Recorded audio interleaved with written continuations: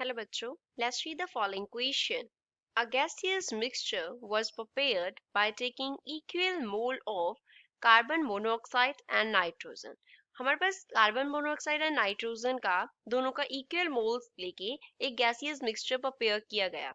If the total pressure of the mixture was found 1 atmosphere, total pressure जो था mixture का वो 1 atmosphere था। The partial pressure of the nitrogen that is N2 in the mixture is, तो nitrogen का mixture में partial pressure कितना होगा? Will it be 1 atmosphere, 0.5 atmosphere, 0.8 atmosphere और 0.98 atmosphere? कितना होगा वो हमें बताना है।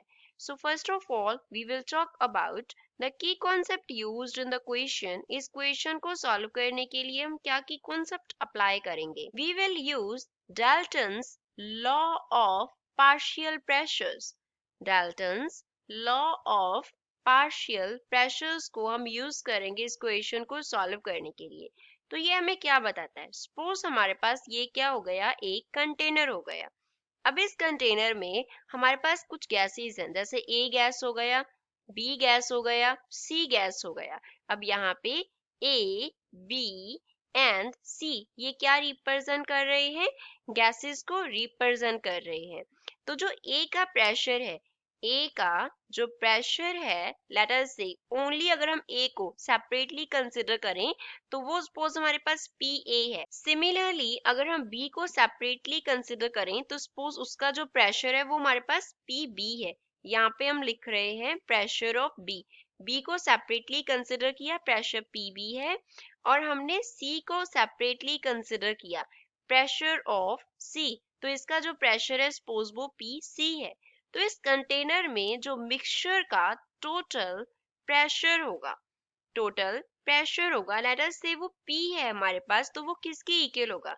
प्रेशर ऑफ A उसका इंडिविजुअल प्रेशर, B का इंडिविजुअल प्रेशर प्लस C का इंडिविजुअल प्रेशर। तो Dalton's law of partial pressure हमें क्या बताता है? एक मिक्सचर में जितनी गैसेस हैं उन सभी के पार्शियल प्रेशर का सम जो है वो हमारे पास टोटल प्रेशर होता है। अब क्वेश्चन में क्या है? कार्बन मोनोऑक्साइड और नाइट्रोजन का गैसियस मिक्सचर है। एक तो है कार्बन मोनोऑक्साइड, दूसरा हमारे पास क्या है? नाइट्रोजन। तो जो टोटल प्रेशर होगा, इसका टोटल प्रेशर होगा इस मिक्सचर का, लेट अस से वो हमारे पास कितना है? P है, तो वो किसकी इक्वल होगा? कितना प्रेशर है कार्बन मोनोऑक्साइड का प्लस कितना प्रेशर है नाइट्रोजन का। इनका जो सेपरेट प्रेशर है वो इसमें क्या हो जाएगा? ऐड हो जाएगा दोनों का।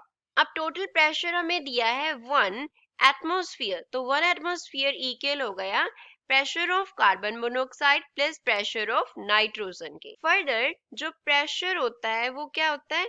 Pressure is directly proportional to number of moles. वो नंबर ऑफ मोल्स के डायरेक्टली प्रोपोर्शनल होता है, उसे हम एन से डिनोट करते हैं, नंबर ऑफ मोल्स को।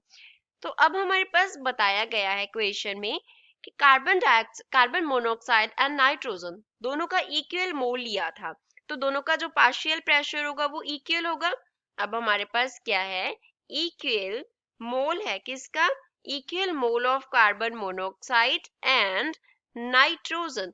तो इसकी वजह से जो पार्शियल प्रेशर होगा कार्बन मोनोऑक्साइड का वो इक्वल हो जाएगा to partial pressure of nitrogen, क्योंकि प्रेशर नंबर ऑफ मोल्स के प्रोपोर्शनल है। So from here we can write जो 1 एटमॉस्फेयर है वो इक्वल हो गया partial pressure of nitrogen plus यहाँ पे अगेन हमारे पास क्या आ गया? Partial pressure of nitrogen. So 1 atmosphere is equals to 2 times of partial pressure of nitrogen, which means partial pressure of nitrogen जो है that is 1/2 which is equals to 0.5, which means partial pressure in the mixture of nitrogen, partial pressure nitrogen का कितना है? 0.5 and units क्या होंगे? atmosphere. So this is final answer for the given question, which means given option में से second इस question का correct answer है। I hope you understood it well. Thanks.